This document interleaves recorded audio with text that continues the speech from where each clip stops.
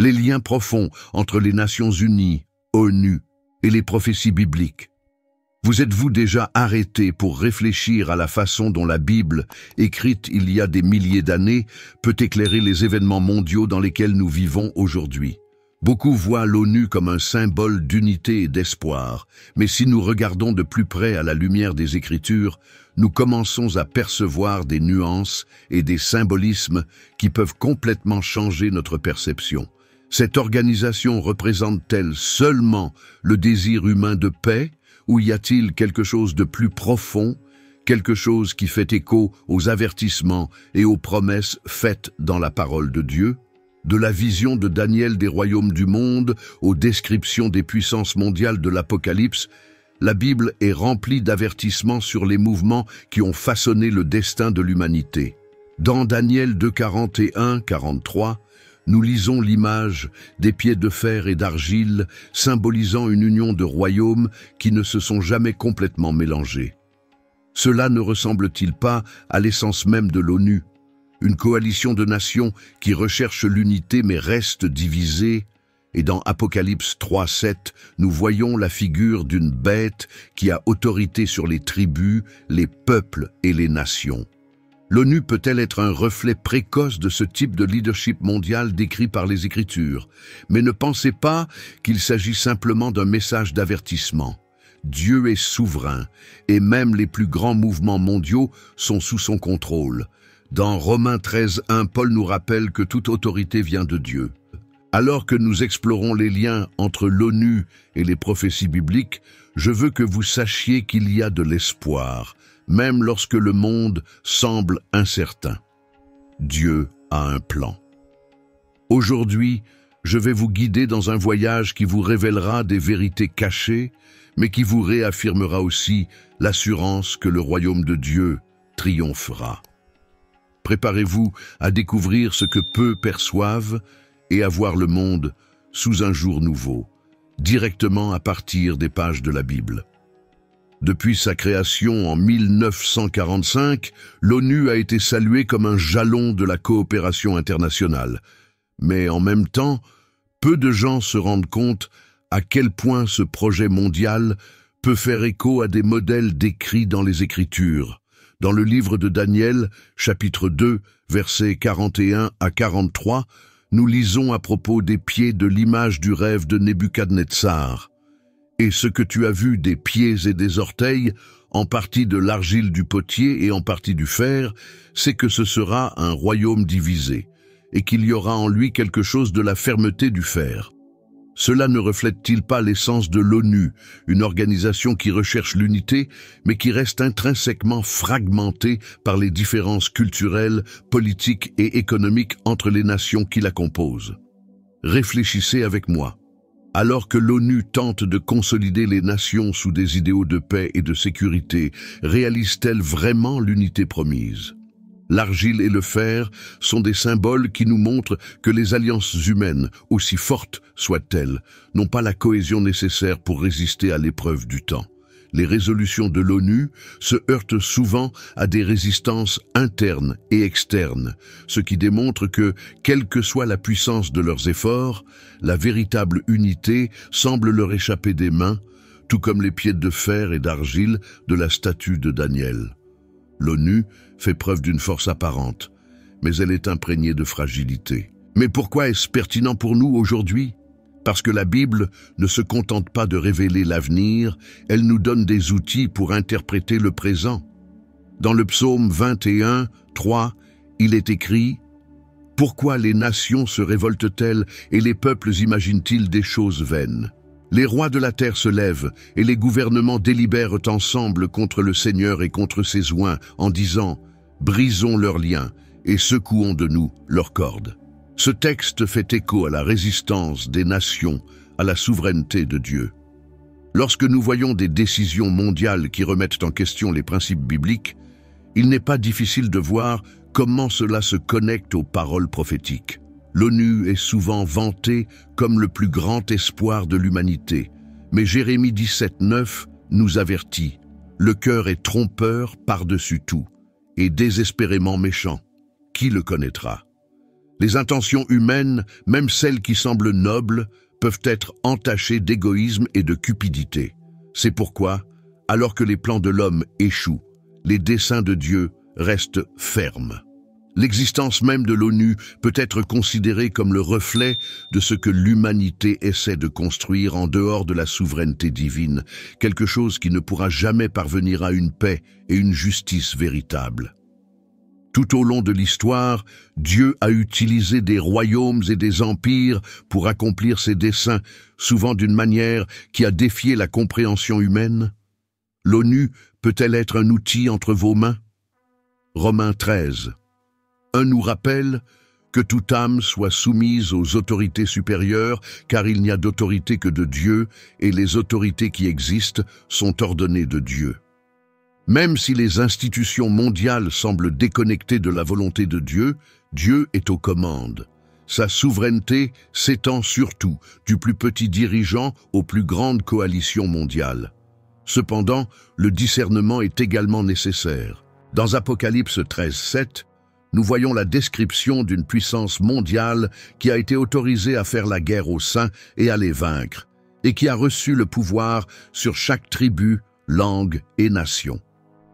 Bien que nous ne devions pas associer hâtivement cela à l'ONU, nous devons être conscients des modèles qui émergent dans l'histoire de l'humanité. La centralisation du pouvoir dans n'importe quelle entité mondiale peut être un signe avant-coureur de ce que les Écritures prophétisent. Assistons-nous au prélude à quelque chose de plus grand? Ou sommes-nous encore loin de l'accomplissement final de ces paroles? De plus, le rôle de l'ONU en tant que médiateur mondial met souvent ses valeurs en conflit avec les principes du royaume de Dieu. Remarquez comment Matthieu 28:19 montre: « Allez donc de toutes les nations, faites des disciples et les baptisez au nom du Père, du Fils et du Saint-Esprit. » Cela montre que la véritable unité ne peut être trouvée qu'en Christ. Les alliances terrestres, même bien intentionnées, ne suffiront jamais à apporter la rédemption à laquelle le monde aspire tant. Ce n'est que lorsque nous reconnaissons l'autorité de Dieu que la paix véritable peut prévaloir. Nous devons également tenir compte de l'impact spirituel des décisions mondiales. Dans Apocalypse 17:12-13, il est dit que les 10 cornes que vous avez vues sont 10 rois qui n'ont pas encore reçu le royaume, mais qui recevront la puissance pendant 1 heure avec la bête comme roi. Pendant 1 heure, avec la bête, ils auront la même intention et abandonneront leur pouvoir et leur autorité à la bête. Cette prophétie parle d'une convergence de pouvoir et d'autorité. Les coalitions mondiales que nous voyons aujourd'hui préparent-elles le terrain pour quelque chose comme cela? Ces questions nécessitent une réflexion et une prière profonde. Et pourtant, il ne faut pas désespérer. Le rôle de l'ONU et de toute autre organisation mondiale est temporaire, tandis que le royaume de Dieu est éternel. Ésaïe 46:10 déclare: « J'annonce la fin dès le commencement, dès l'Antiquité les choses qui ne sont pas encore arrivées. Je dis que mon conseil subsistera. Je ferai tout ce que je veux. » Cette promesse nous donne l'assurance que, quoi qu'il arrive, le plan de Dieu prévaudra. Il est souverain sur tout et sur tout le monde. Enfin, n'oubliez pas que l'ONU n'est pas une fin en soi, mais qu'elle fait partie d'un tableau plus vaste. Il a déjà lancé l'appel pour nous, en tant que disciples du Christ, à être la lumière au milieu des ténèbres et à discerner les temps, tandis que les nations cherchent des réponses. Nous savons que la seule vraie réponse se trouve en Jésus-Christ. En tant qu'ambassadeurs du royaume, nous devons rester inébranlables, vigilants et confiants, sachant qu'il règne au-dessus de tout. Lorsque nous réfléchissons au rôle de l'ONU, il est essentiel de comprendre comment elle illustre l'effort humain pour parvenir à la paix et à la coopération mondiale. Mais ces efforts reflètent-ils quelque chose de plus profond?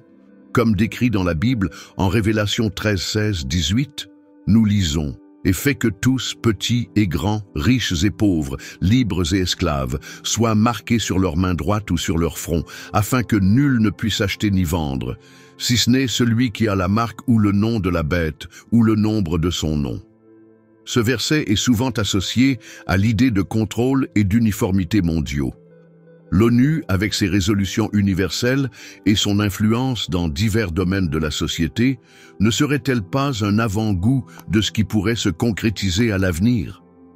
L'ONU a été créée avec pour mission de promouvoir la paix et de prévenir les conflits. Cependant, nous observons que même avec leurs interventions, le monde continue d'être plongé dans les guerres, la faim et les injustices. Cela nous rappelle Jérémie 6,14, et ils guérissent superficiellement la plaie de mon peuple, en disant « paix, paix » quand il n'y a pas de paix. Les tentatives humaines d'établir la paix sans la présence de Dieu sont-elles vouées à l'échec? L'ONU représente une idée noble, mais l'absence du Christ dans ses fondements peut être la raison de son incapacité à transformer véritablement la condition humaine.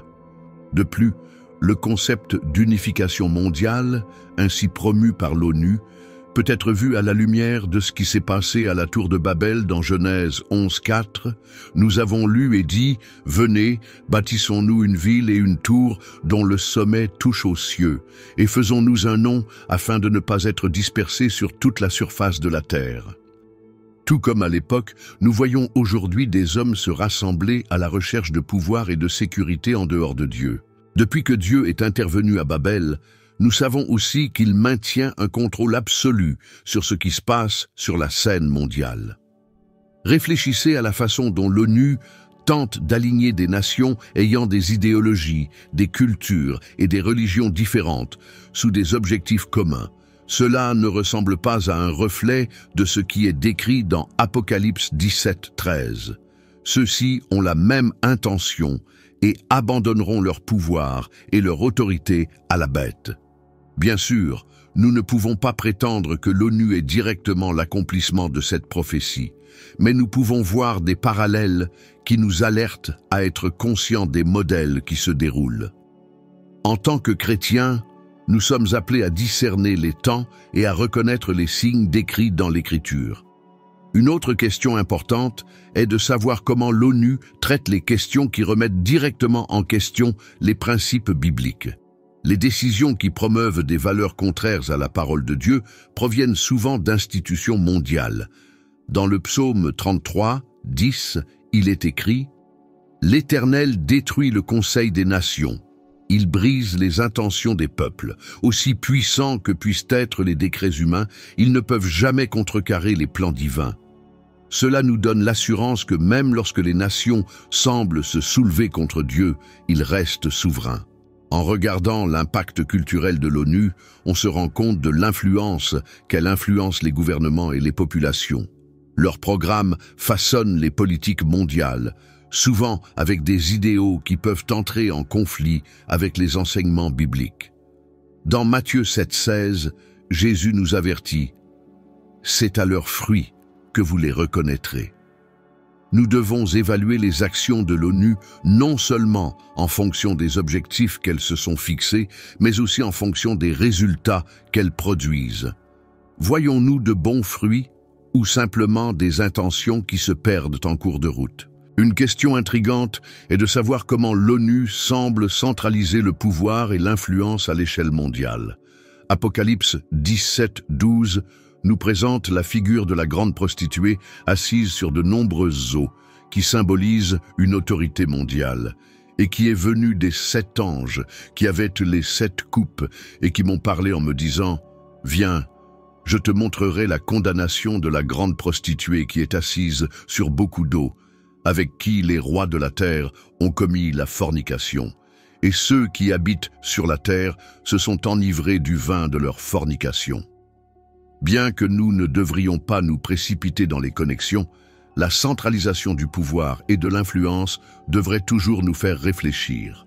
Pourtant, nous devons nous rappeler que Dieu utilise même les institutions humaines pour ses desseins. Dans Ésaïe 45,3, Dieu appelle Cyrus, un roi païen, mon oint, et l'utilise pour délivrer le peuple d'Israël. Cela nous montre que la souveraineté de Dieu englobe même ceux qui ne le reconnaissent pas. L'ONU peut, sans le savoir, accomplir une partie du plan divin, même dans ses échecs. C'est un motif d'espérance et de confiance dans la suprématie de notre Dieu. Cependant, La Bible nous met également en garde contre la tentation de s'appuyer sur des structures humaines au lieu de dépendre de Dieu.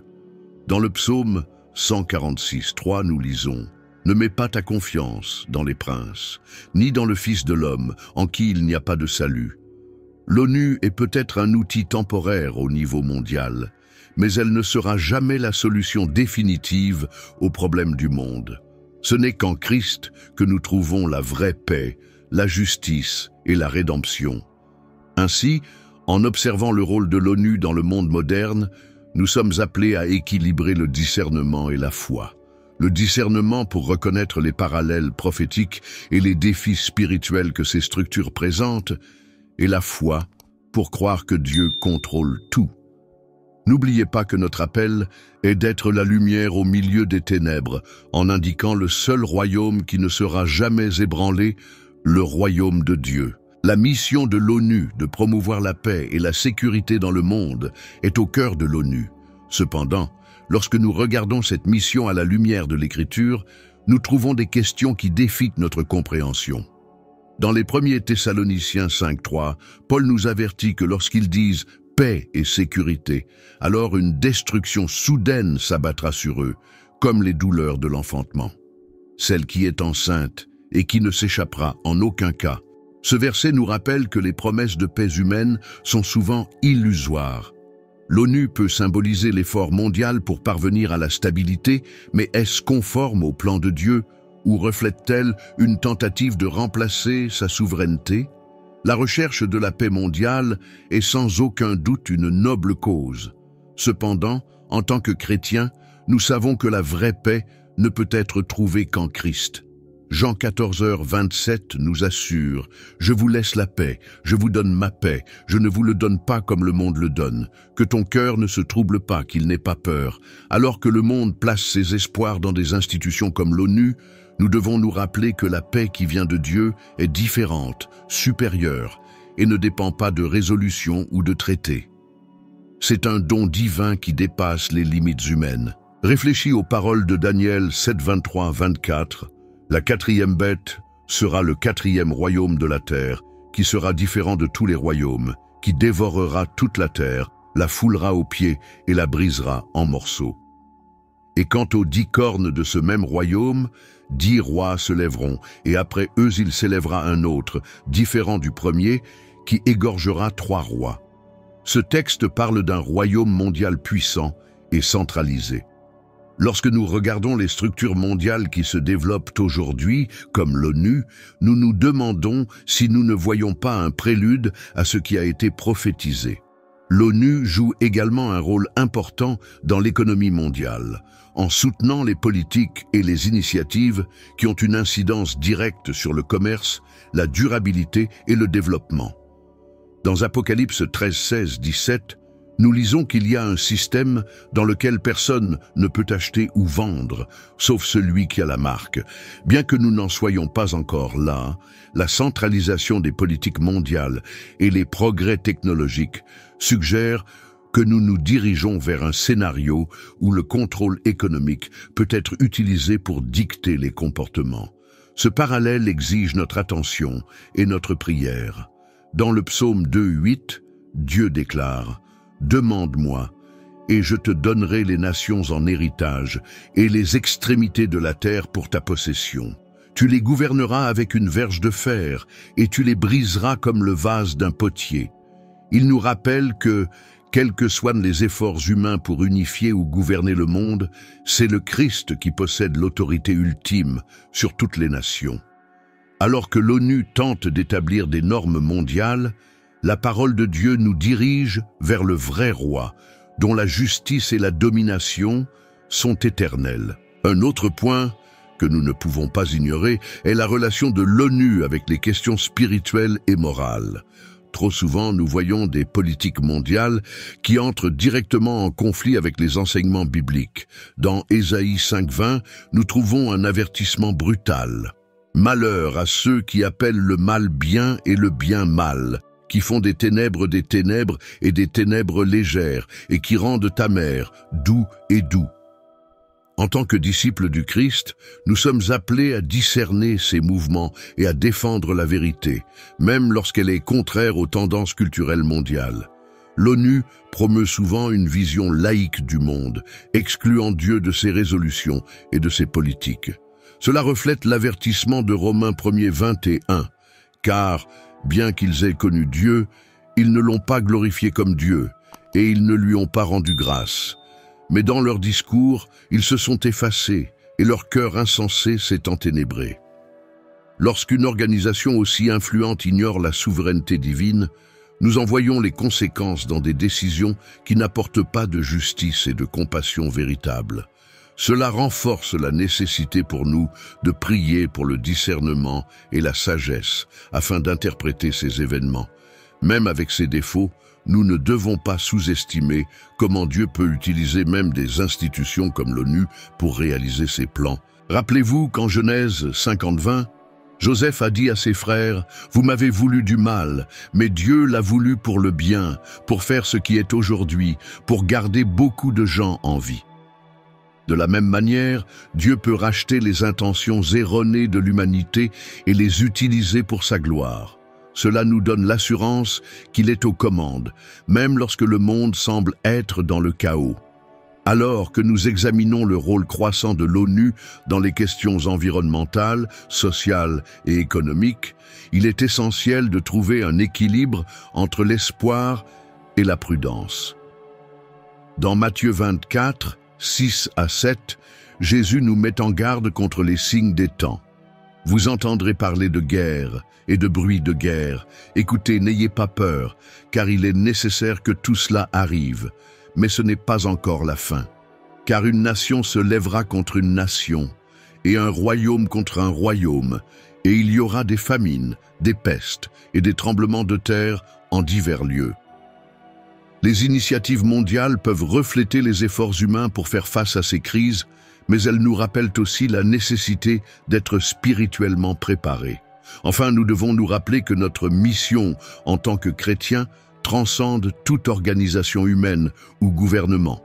Dans Philippiens 3:20, Paul écrit « Mais notre ville est dans les cieux, d'où nous attendons aussi le Sauveur, le Seigneur Jésus-Christ. » Alors que l'ONU et d'autres institutions cherchent à résoudre les problèmes du monde, nous sommes appelés à pointer vers le royaume de Dieu, où la justice et la paix véritable seront établies.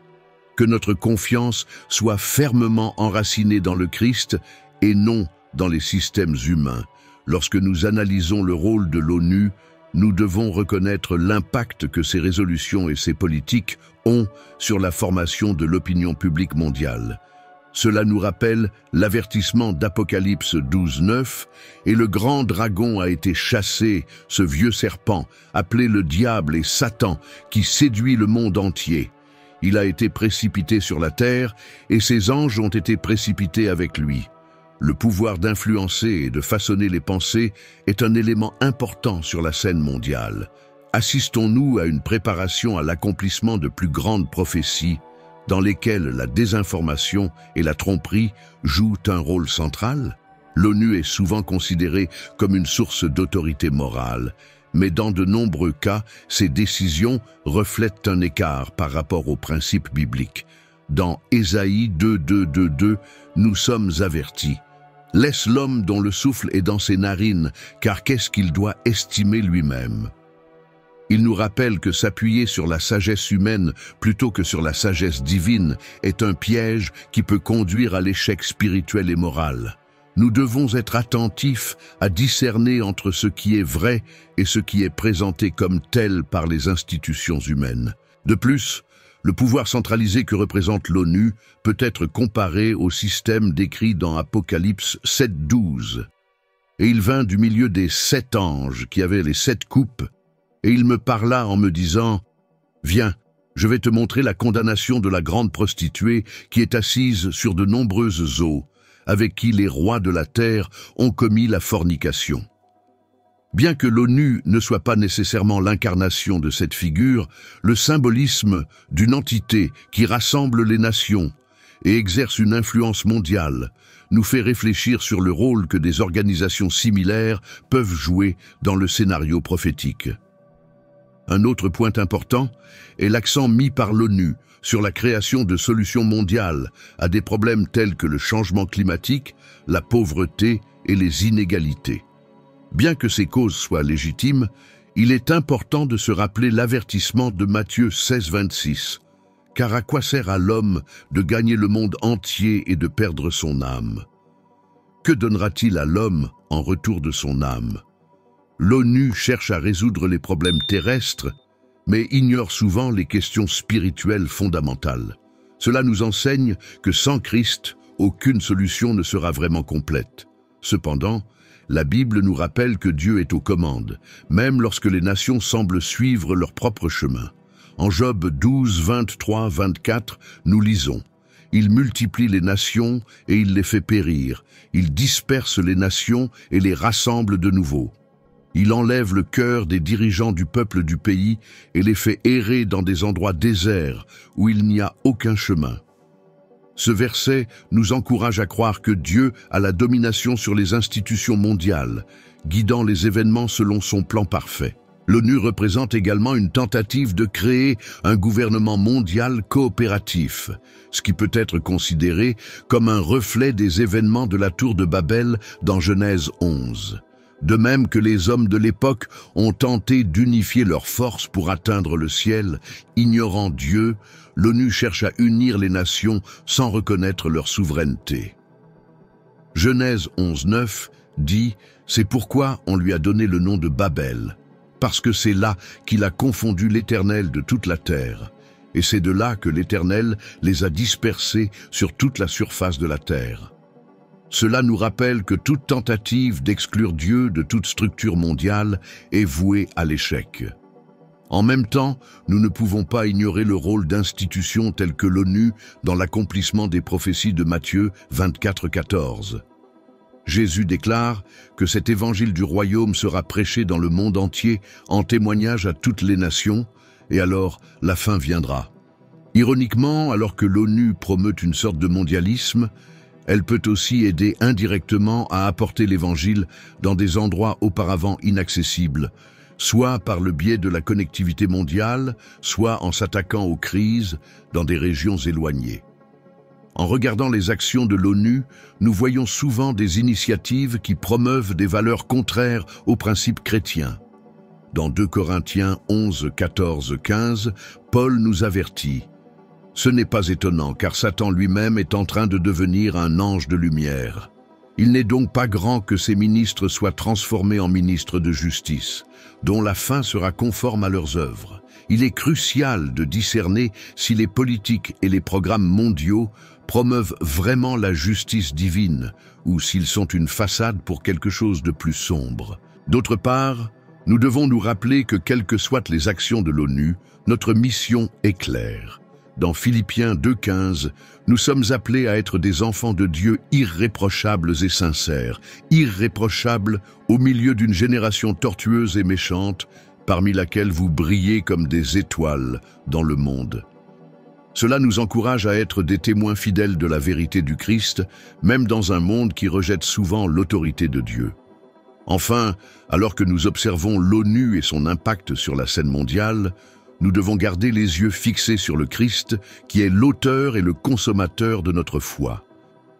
Hébreux 12, 28 nous rappelle « Nous ayant reçu un royaume qui ne peut être ébranlé, conservons la grâce par laquelle nous pouvons servir Dieu avec grâce, avec révérence et piété. » Les structures humaines sont temporaires et imparfaites, mais le royaume de Dieu est éternel et inébranlable. Que cette vérité nous donne la force d'affronter les défis de ce monde avec foi et espérance. Un aspect frappant de l'ONU est sa recherche de l'unité dans un monde divisé. Cependant, la Bible nous rappelle que cette unité, si elle n'est pas fondée sur la vérité de Dieu, est vouée à l'échec. Dans Daniel 2,43, il est dit « Quant à ce que vous avez vu de fer mélangé à de l'argile boueuse, ils seront mélangés par des alliances humaines, mais ils ne seront pas unis les uns aux autres, comme le fer n'est pas mélangé à l'argile. » C'est le reflet des alliances fragiles et complexes que représente l'ONU. des tentatives humaines d'unir des nations qui, par leur nature même, restent séparées par des idéologies, des cultures et des priorités. Réfléchissez avec moi. L'objectif principal de l'ONU est de promouvoir la paix et la coopération entre les nations. Cependant, ces tentatives sont souvent minées par des intérêts conflictuels et la corruption humaine. Jérémie 17,5 nous avertit « Ainsi parle l'Éternel, maudit soit l'homme qui se confie en l'homme, qui fait de la chair son bras et qui détourne son cœur de l'Éternel. » Ce verset nous met en garde contre une dépendance excessive aux structures humaines pour résoudre les problèmes fondamentaux de l'humanité qui ne peuvent être résolus qu'en Christ. De plus, la centralisation du pouvoir promue par l'ONU est quelque chose que, dans plusieurs prophéties bibliques, comme Apocalypse 17, 12 à 13, nous lisons à propos des 10 cornes que vous avez vues, qui sont 10 rois. Ceux-ci n'ont pas encore reçu le royaume, mais ils recevront la puissance comme rois pendant 1 heure avec la bête. Ceux-ci ont la même intention et abandonneront leur pouvoir et leur autorité à la bête. Cette image nous rappelle que les structures mondiales peuvent, à l'avenir, devenir des outils pour l'accomplissement des prophéties sur la centralisation du pouvoir et de l'influence. L'ONU se distingue également par ses politiques sociales et environnementales, souvent considérées comme des solutions à des problèmes mondiaux. Mais ces initiatives sont-elles vraiment alignées sur les principes divins ? Dans Ésaïe 40:15, Dieu nous rappelle que les nations sont considérées par lui comme la goutte de rosée et la fine poussière des écailles. Cela nous met en perspective. Peu importe à quel point les nations s'efforcent de gouverner le monde, elles sont minuscules face à la grandeur et à la puissance de Dieu. Un autre point qui mérite d'être analysé est la manière dont l'ONU traite les questions morales. Souvent, leurs décisions remettent en question les valeurs bibliques, promouvant des idéologies qui contrastent avec la parole de Dieu. Dans 2 Timothée 4:3-4, Paul nous avertit que le temps viendra où ils ne supporteront pas la saine doctrine, mais, ayant les oreilles qui démangent, ils amasseront des enseignants selon leur propre convoitise et détourneront leurs oreilles de la vérité, retournant aux fables. Cet avertissement nous encourage à rester fermes dans la vérité, même lorsque la culture mondiale va dans la direction opposée. L'influence de l'ONU sur la scène économique mondiale est également importante. Dans Apocalypse 13, 16, 17, nous voyons la description d'un système où personne ne peut acheter ou vendre sauf celui qui a la marque. Bien que cela soit encore à venir, l'interconnexion économique mondiale que l'ONU soutient pourrait être un prélude au contrôle centralisé décrit dans ce texte. Cela exige de la vigilance et du discernement, car les événements qui se déroulent dans le monde peuvent ouvrir la voie à l'accomplissement de ces prophéties. Cependant, nous devons nous rappeler que Dieu utilise même des structures humaines pour accomplir ses plans. Dans Ésaïe 46, 10, il déclare « Je proclame la fin dès le commencement, à partir des choses anciennes qui ne sont pas encore arrivées, que je dis que mon conseil subsistera. Je ferai tout ce que je veux. » Cette promesse nous encourage à croire que même lorsque nous ne comprenons pas les événements mondiaux, Dieu a le contrôle absolu. En tant que chrétiens, nous sommes également appelés à être des agents de changement dans un monde qui rejette souvent les valeurs divines. Dans Matthieu 5, 14 à 16, Jésus nous appelle à être lumière. Tu es la lumière du monde. Une ville bâtie sur une colline ne peut pas être cachée, et ceux qui allument une lampe ne la mettent pas sous le boisseau, mais sur un chandelier, et donnent de la lumière à tous ceux qui sont dans la maison. Que ta lumière brille donc devant les hommes, afin qu'ils voient tes bonnes œuvres et glorifient ton Père qui est aux cieux. Cela signifie que même au milieu de systèmes mondiaux imparfaits, nous sommes appelés à refléter la lumière du Christ.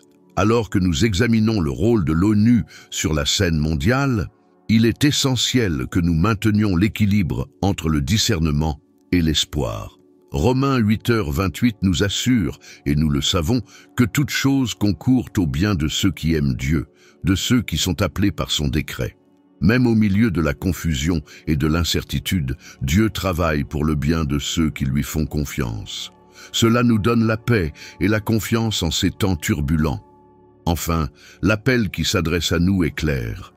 Nous devons être alertes, vigilants et profondément enracinés dans la parole de Dieu. Dans 1 Corinthiens 15, 58, Paul nous encourage donc, mes frères bien-aimés, fermes et constants, abondant toujours dans l'œuvre du Seigneur, sachant que votre travail n'est pas vain dans le Seigneur. Alors que le monde continue de changer et que les nations cherchent des solutions temporaires, notre mission reste éternelle, désigner le Christ comme la vraie réponse aux problèmes de l'humanité. En regardant l'ONU et son rôle sur la scène mondiale, nous voyons des efforts constants pour consolider les alliances mondiales. Cependant, les Écritures nous mettent en garde contre le danger de chercher l'unification en dehors de l'autorité de Dieu. Dans Genèse 11.4, nous lisons à propos de la tour de Babel. Et ils dirent, « Venez, bâtissons-nous une ville et une tour dont le sommet touche les cieux, et faisons-nous un nom, afin que nous ne soyons pas éparpillés sur toute la surface de la terre. » Cette tentative de centraliser le pouvoir et de mépriser la souveraineté divine a été arrêtée par Dieu et sert de rappel que les plans humains, lorsqu'ils sont contraires à sa volonté, sont voués à l'échec. L'ONU cherche souvent à promouvoir des valeurs telles que l'égalité, la justice et la paix. Cependant, nous constatons que ces efforts entrent souvent en conflit avec les principes bibliques. Dans 1 Jean 2,16, nous sommes avertis. Car tout ce qui est dans le monde, la convoitise de la chair, la convoitise des yeux et l'orgueil de la vie, ne vient pas du Père, mais du monde. Cela nous rappelle que, quelle que soit la noblesse des initiatives qui ne se soumettent pas à Dieu, elles sont sujettes à la corruption et aux intérêts égoïstes. Réfléchissez à l'impact spirituel des résolutions mondiales de l'ONU. Dans Apocalypse 18.3, nous lisons « Car toutes les nations ont bu du vin de la colère de sa fornication, et les rois de la terre ont commis la fornication avec elle, et les marchands de la terre se sont enrichis de l'abondance de ses mets. » Bien que le texte traite de Babylone, nous pouvons établir des parallèles avec tout système mondial qui privilégie le pouvoir et la richesse plutôt que la justice et les valeurs divines. Cela nous apprend à observer de manière critique les modèles qui émergent dans les structures mondiales. Pourtant, la souveraineté de Dieu est un thème constant tout au long de la Bible. Dans Daniel 4.17, il est écrit « Cette sentence est par décret des veilleurs, et cet ordre par ordre des saints, afin que les vivants sachent que le Très-Haut domine sur le royaume des hommes, et qu'il le donne à qui il veut, et que le plus humble des hommes l'établit sur lui. » Ce verset nous rappelle que, quelles que soient les intentions des nations, Dieu a le contrôle absolu de l'histoire et dirige les événements pour accomplir ses desseins. L'ONU représente également une tentative de créer la stabilité au milieu du chaos. Cependant, Matthieu 24, 6 à 7 nous avertit des signes de la fin des temps. « Vous entendrez parler de guerre et de bruit de guerre. Écoutez, ne soyez pas effrayés, car cela doit arriver. Mais ce n'est pas encore la fin, car une nation s'élèvera contre une nation et un royaume contre un royaume, et il y aura des famines, des pestes et des tremblements de terre en divers endroits. » Alors que l'ONU s'efforce de minimiser ces conflits, la parole de Dieu nous rappelle que de tels événements font partie du plan prophétique. Un autre point pertinent est la manière dont l'ONU traite les questions qui touchent directement les chrétiens.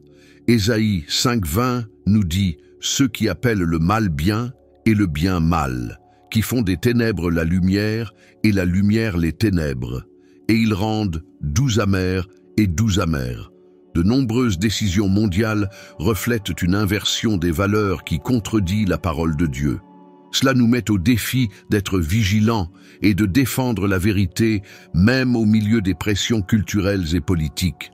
En même temps, nous devons reconnaître que Dieu peut utiliser même les institutions séculières pour accomplir ses desseins. Proverbe 20:1 dit « Ainsi est le cœur du roi comme des ruisseaux d'eau, dans la main du Seigneur et son esprit. » Cela nous rappelle que même si l'ONU semble très éloignée des desseins de Dieu, Dieu a le pouvoir de diriger ses actions pour servir ses plans plus grands. En tant que disciples du Christ, notre rôle est d'être vigilants et de rechercher le discernement spirituel. 1 Pierre 5,8 nous exhorte « Soyez sobres, veillez.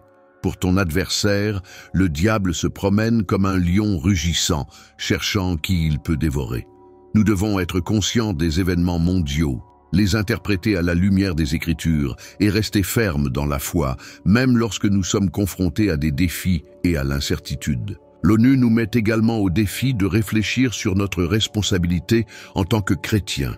Dans Matthieu 28, 18 à 20, Jésus nous donne la grande mission. « Allez donc, de toutes les nations, faites des disciples, les baptisant au nom du Père, du Fils et du Saint-Esprit, leur apprenant à observer tout ce que je vous ai commandé.